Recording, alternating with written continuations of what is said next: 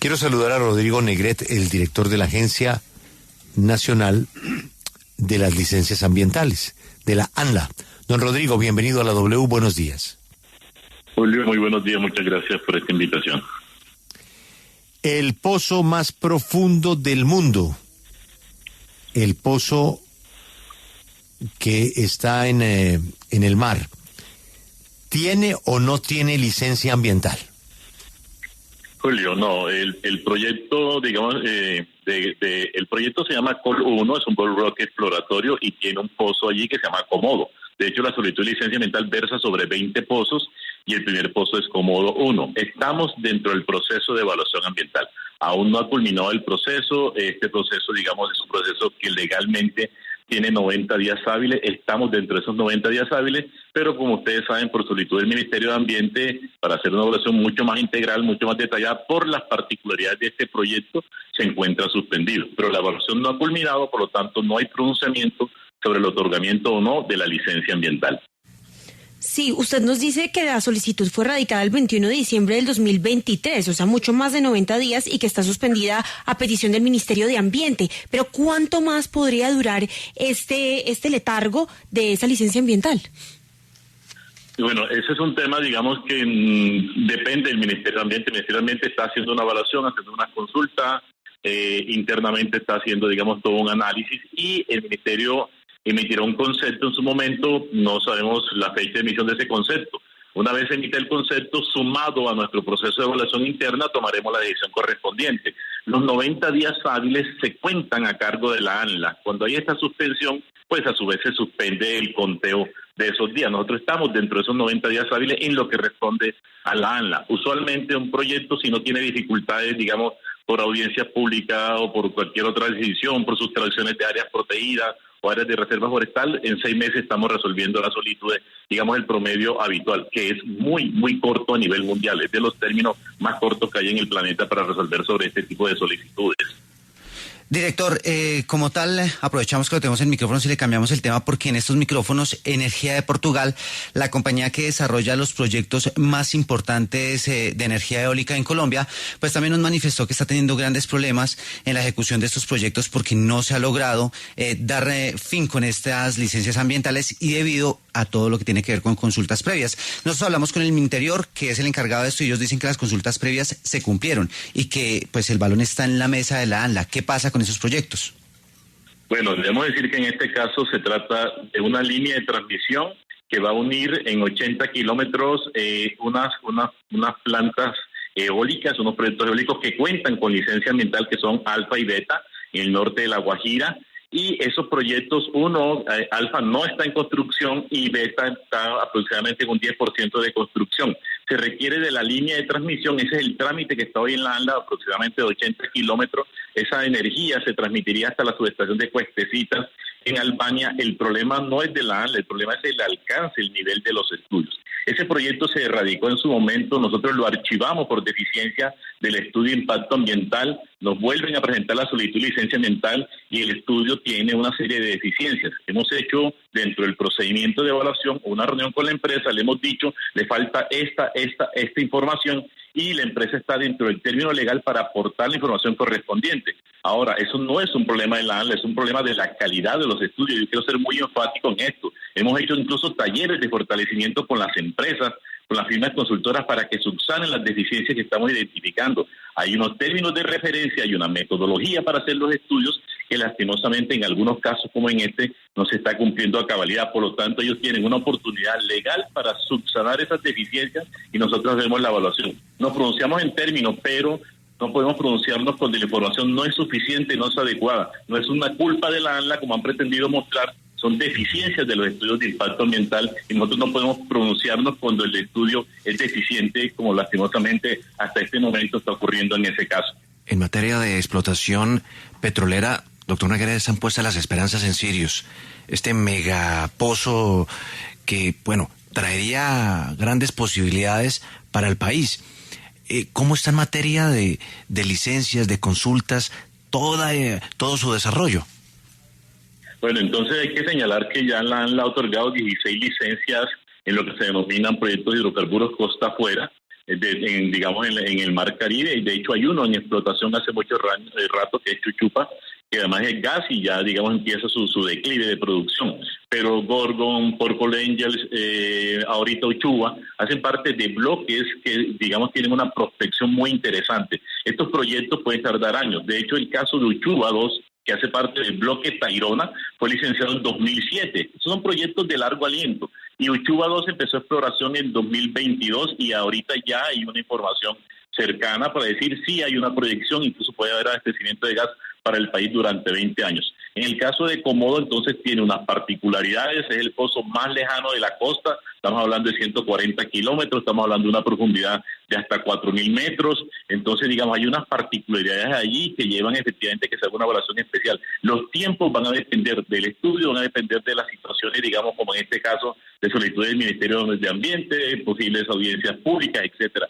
Pero digamos, nosotros entre el marco legal estamos cumpliendo y ya los desarrollos dependen de las empresas una vez cuenten con la autorización ambiental, si es que digamos, como en este caso se otorga. Recuerden que podemos otorgar, negar o archivar la solicitud. O sea, no hay una decisión en este momento, hay un trámite suspendido, pero que no ha culminado. Don Rodrigo, nosotros celebramos todas las noticias que Colombia gana, ¿no? Tener el título del pozo más profundo del mundo es un titular fantástico, ¿no? Colombia tiene el pozo más profundo del mundo. ¿Eso necesariamente se traduce en que es muy exitoso el pozo? Julio, en este momento, digamos, lo que puede llevar a que sea exitoso el pozo, digamos, en términos de hallazgo de gas, que es lo que se supone se va a identificar, va a depender, digamos, justamente de los resultados de la exploración.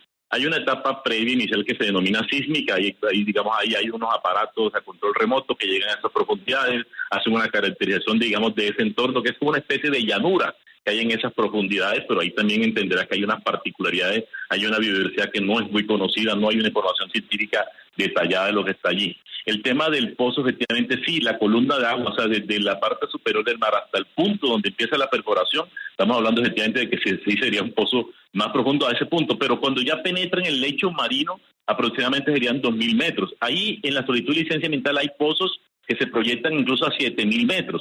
El primero sería este Komodo 1, pero tenemos pozo Uchuva 2, de hecho es un pozo de 5.000 metros de profundidad, pero la columna de agua son 800 metros. Entonces, esa denominación pues realmente se ha ido generalizando, pero si uno lo aplica en estricto sentido, sumando la columna de agua más la perforación ya en el lecho marino, realmente no sería el pozo más profundo del mundo. En Colombia, de hecho, hay más profundos. Doctor Rodrigo, fascinante conversación. Para saber tanto de esta vaina, ¿usted qué estudió? Julio, yo soy abogado, bro. Llevo ya 30 años en estos procesos muy cercanos de los técnicos, que ese es justamente el aprendizaje continuo. Yo creo que nadie claramente sabe todos los temas, pero esta es una entidad, la ANLA, la autoridad, Julio, la autoridad, no la agencia. Esta es una autoridad que se ha fortalecido, que tiene 13 años de existencia. Antes esta función la cumplía el Ministerio de Ambiente, hoy la cumple la ANLA, con unos criterios técnicos de rigurosidad y de oportunidad. Sí, a veces nos dan mucho palo con los términos de la licencia, pero no depende de nosotros, Julio. Hay temas de sustracciones de área de reserva forestal, de sustracciones de áreas protegidas, de consultas previas que no le corresponden a la ANLA, etcétera, o de amenaza a líderes ambientales que llevan a que suspendan audiencias públicas, por ejemplo. O sea, son una cantidad de factores externos al licenciamiento que llevan a demoras, incluso la deficiencia de los estudios de impacto ambiental. Hemos hecho muchas reuniones y muchos talleres con los gremios, con las empresas, pidiéndole por favor el aseguramiento de calidad, pidiéndole que se reúnan con nosotros antes de erradicar los estudios para hacer un barrido, identificar y poner las alertas donde encontremos deficiencias. Esta autoridad se ha acercado mucho más a los usuarios, mucho más a las comunidades. Hoy somos 1.700 personas, Julio, claro, una entidad completa, no todos se dedican a la evaluación ambiental, claramente. Tenemos cerca de 300 personas en la evaluación y cerca de 700 en el seguimiento. Tenemos alrededor de 6.000 proyectos en todo el país. Es un reto tremendo, pero somos un referente nacional e internacional, Julio, quiero decirte eso. La ANLA, hace 2 semanas estuvimos en Chile en la red de autoridades de evaluación ambiental, 10 países, y la ANLA es referente. De hecho, asumimos el otro año la presidencia de la red de autoridades de evaluación ambiental, la ANLA, como un referente que quieren imitar países como Argentina, Perú, Ecuador, etcétera. Ahí tenemos de verdad cosas por contar y la aportamos, además aprovechando la cumbre de la biodiversidad, la aportamos también en términos de conocimiento científico y de medidas compensatorias justamente para la conservación de la biodiversidad. Eso quiere decir que siendo usted abogado, antes de que pasara por su imaginación ser director de esta agencia, lo que aprendió es precisamente cuando usted defendía desde la óptica jurídica los temas ambientales, precisamente peleaba con la propia ANLA por temas ambientales. En ese recorrido es que un abogado logra conocer tanto de este tema ambiental. Julio, pero yo empecé a formarme en el Ministerio de Ambiente, quiero recordar eso, duré casi 15 años en el Ministerio de Ambiente, luego lo que les comentaba en esa entrevista que ustedes generosamente me dieron al inicio de mi gestión hace ya 2 años, Julio, justamente les comentaba eso, que identifiqué después ya por fuera, justamente como consultor, que había decisiones de gobierno y de Estado en general que sentía que rompían el equilibrio, que rompían el balance que tenía que haber, que en clave de derecho estaban generando, digamos, unas desigualdades, y lo que en el ejercicio, digamos, de mi profesión intenté acompañar, apoyar comunidades justamente para que se restableciera ese equilibrio, digamos, vía decisiones judiciales, porque sentía que administrativamente no había respuesta. Y eso es justamente lo que hemos intentado cambiar en esta administración, en este gobierno. Darle voz a las comunidades y darle respuesta. No siempre vamos a complacer a todo el mundo, Julio, estas decisiones son complejas. En el ejercicio de autoridad realmente uno está en una posición muy difícil, porque ninguna decisión deja satisfecho a todo el mundo, o sea, eso es una realidad. Pero nosotros tenemos que tomar decisiones con información, porque la licencia ambiental tiene un fin preventivo, y ese fin preventivo solamente lo cumplimos si la información se aporta de manera adecuada, y esa información la aportan las empresas, pero también sumamos nosotros en la ANLA. Me gustaría invitarlos a la ANLA, además, porque tenemos un centro de monitoreo maravilloso, tenemos procesos de regionalización, estamos caracterizando buena parte del país, conociendo mucho más el país, usando la información que las empresas nos aportan y sobre las cuales hacemos evaluación y luego hacemos seguimiento, y articulándonos mucho más con el Ministerio de Minas, con el Ministerio de Transporte, mucho más con las empresas, con los gremios, tenemos agendas intergremiales, tenemos memorando de entendimiento. Esta autoridad se ha acercado mucho más, y también tenemos unos gestores ambientales en territorio justamente acercándose y generando unos procesos de fortalecimiento con las comunidades y con las autoridades locales, que es bien importante. Director, gracias por atendernos, y ojalá que se puedan superar dentro del marco ambiental los obstáculos que permitan crecer con toda la cantidad de recursos naturales que tiene Colombia. Ha sido usted muy amable. Muchas gracias, Julio, y a tu equipo.